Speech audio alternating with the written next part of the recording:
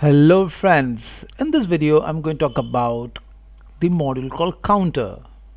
Before I get into counter, let me show you what are we going to achieve. Well, over here I have got a list that contains certain fruit name, and now I want to search how many times the fruit mango is there in this given list. So I took a variable over here by the name called search item, which is of type string, where I have assigned hard code without taking any input, but you can do that at any point of time. The word mango. I have a variable over here called count, which is initialized to 0. And now I'm going for a linear search. How exactly this search is going to work? Well, over here you have the list. So in each iteration, it will pick up one item of a given index and will store inside this variable called item. So items is this particular list where at 0 index I have the word called apple. It will pick up the apple and it will store inside this item. And now I'm going to compare the item that is apple with my search item that is mango. Are they same? Well, it's not so, right? So in that case, again it moves up the counter from 0, it will come to 1, it will pick up the next word apple, and again it will do the comparison. Well, it didn't work, so it goes up once again, and now it will pick up the next word, that's a mango, from the items, which is a list, and store inside this variable called item. Now this time the search got match, and now it will increment the counter by 1. So previous value of counter was 0, so 0 plus 1 is now 1. It goes up once again, it picks up the word apple, and apple is over here, but the search did not match. It goes up again, it picks up the word mango, and it did match. So the previous value of count was 1, so 1 plus 1 is now 2, and the loop ends.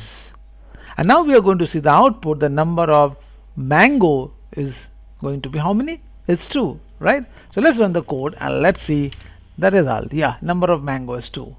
So this is a linear search approach whereby the counter is moving from 0 index to 1, then 2, then 3, in this way it's going on. Hence, the time complexity of this particular algorithm would be big O of n, okay, in the worst scenario.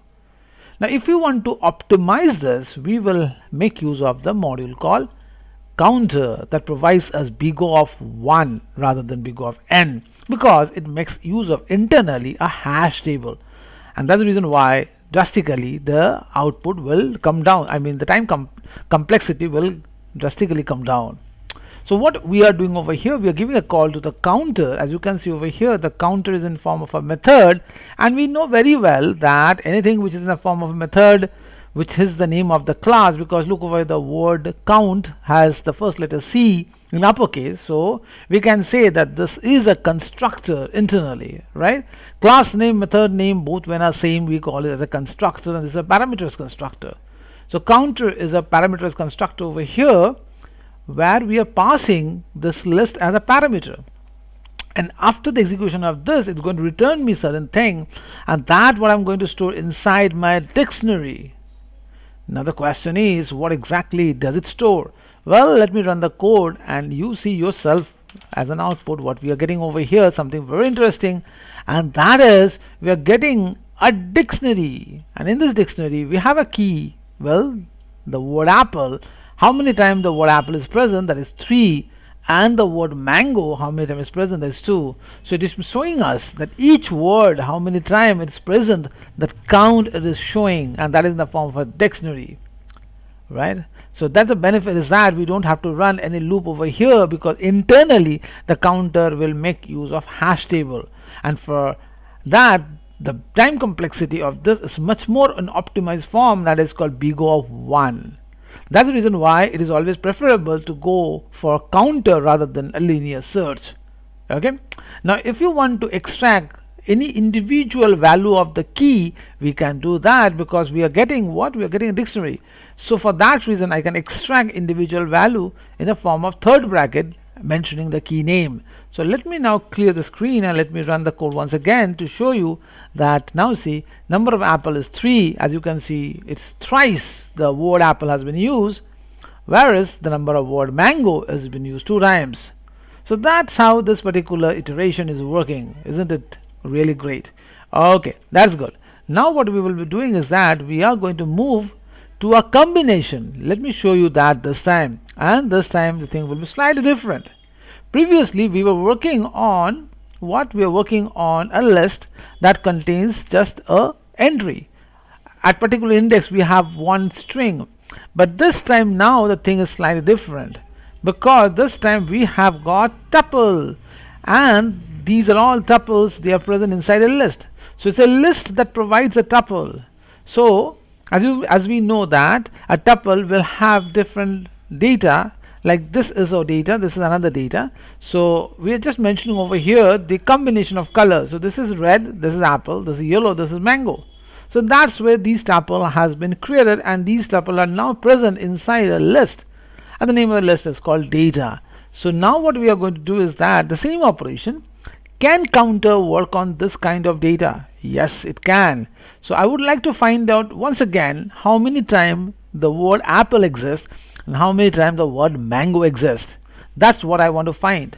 But now what we will do, how counter is going to work. So we already saw that the counter will hold the list, but this time we just don't have a list, we also have a list that contains tuples. So for that reason the approach is going to be slightly different. Let me show you how the constructor is going to work. Well, what is my target? My target is to count, well, the same output what I want, the number of apple and number of mango. The first thing that I'm doing is that I'm writing a for loop, but this approach of writing for loop is what known as list comprehension. Well, this is not a list comprehension, but it's kind of comprehension, because we are making the thing much precise. So how exactly does it work? Well, over here we have a data by the name called, a list by the name called data. So that's what I'm passing over here. And since each item or each index of the list contains a tuple which has got two values, so for that reason what I'm doing is that I'm saying that from this particular data, when you're picking a particular tuple, assign the variable color with the word red and the item with the word apple. So that's the reason why we have got two parameters over here, two variables over here.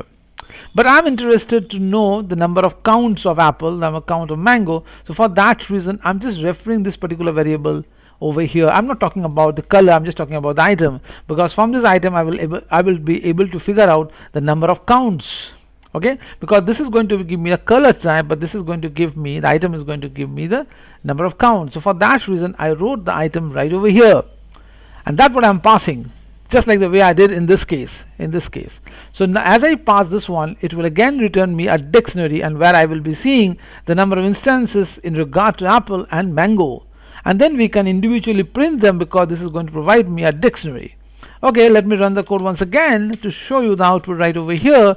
As you can see, again in this case also we got a dictionary, and have where we are seeing apple, because item refers to the apple, or some instance item refers to the mango. So how many apples are there? There are 3 apples. How many mangoes are there? There are 3 mangoes are there. So that's what the dictionary provided right over here, and we can go for extracting individual key.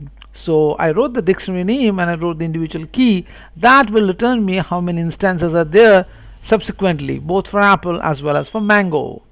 So in this way we saw that how exactly the search operation can be done in regard to a list, or even a list that contains a tuples, with using linear search.